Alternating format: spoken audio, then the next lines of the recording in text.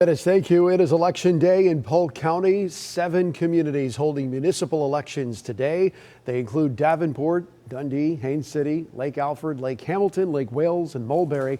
Polling places will close at 7 p.m. tonight. As a reminder, your polling location might not be the same place that you went to last November during the presidential election, so you'll want to double check before you head out to vote. Tonight. Well, speaking of voting, tonight is also big for a pair of special elections being held to fill seats in the U.S. House of Representatives. Capitol reporter Forrest Saunders with how Democrats are making these races much closer than expected.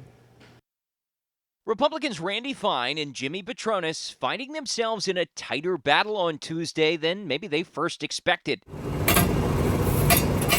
Coming into election night, Democrats running up their tally of early votes, outraising by millions, and seeing some decent polling. It almost looks like candidates Josh Weil and Gay Valamont are in a somewhat competitive position, despite being in really red Florida. People need to get off their couch, take 5 minutes, it's not a long ballot, and just go vote. Fine told us he's spending the final hours urging voters to turn out in District 6, needing a big red day to secure a big red victory. I think what is happening is you have differences in intensity of support. Democrats are so angry. There aren't many of them, but they'll walk through fire to vote. Whereas Republicans feel great. Everything's good. Trump won.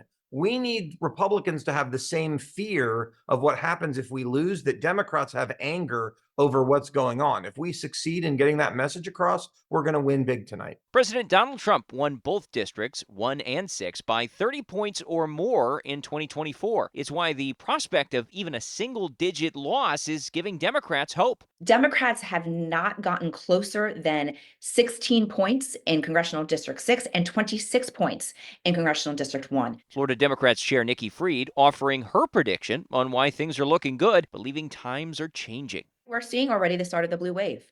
We saw it in Pennsylvania last week. We saw it in South Carolina. We saw it in Louisiana this weekend. We will see it in Wisconsin today. We will see it in Florida today. And it's not even just a blue wave. It's an American wave. This is not who we are as Americans. Election day totals, however, seem to be trending red, meaning whatever margin Democrats were building might get lost.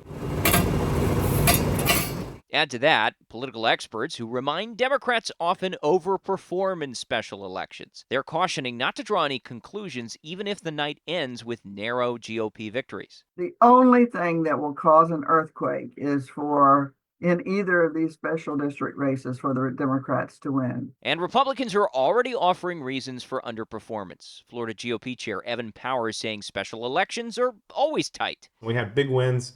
Big turnout in November. Getting people to turn around and try to vote a couple months later is hard. And then you mix that in with some situations that we have here with vote by mail ballots expiring and having to re-renew.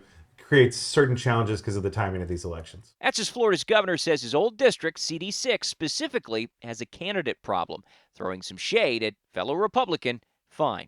I think it's going to be more of a local reason. I think it's going to be more of a candidate-specific reason. I don't think if there's an underperformance that's a referendum on the president. I think the president was on the ballot. I think he would win by 30 again. And Forrest joining us right now live from Tallahassee. Over the last few years, not much anxiety for us among the state GOP, but today these races are too close for comfort. Which one could be the closest when it's all said and done? I think CD6 is where you're seeing a lot of the anxiety. This is a district that, as you heard, has had a lot of strong, solid Republican support over the years. It used to be the current governor, Ron DeSantis' old congressional district. So there was a lot of expectation that Fine would just wipe the floor with his opponent. But obviously that's not really the way it's looking. There is internal polling that hasn't been great. There's also some suggestion that the fundraising could have been better. So in the end, Fine really needed a big, strong Republican turnout on Election Day. And from the early returns that we've seen so far, it looks like he's getting that. So he might be more comfortable than maybe the anxiety that he was feeling earlier would lead us to believe. But we'll have to see how things turn out when the polls close at 7. Yeah, and a win is still a win for the Republicans. Meanwhile, House Speaker Danny Perez has officially filed a bill cutting sales taxes here in the state. But Governor DeSantis has been vocal about his preference for cutting property tax instead, going as far as to say today that House Republicans are dismissing the plan and calling them petty. What do you see happening here?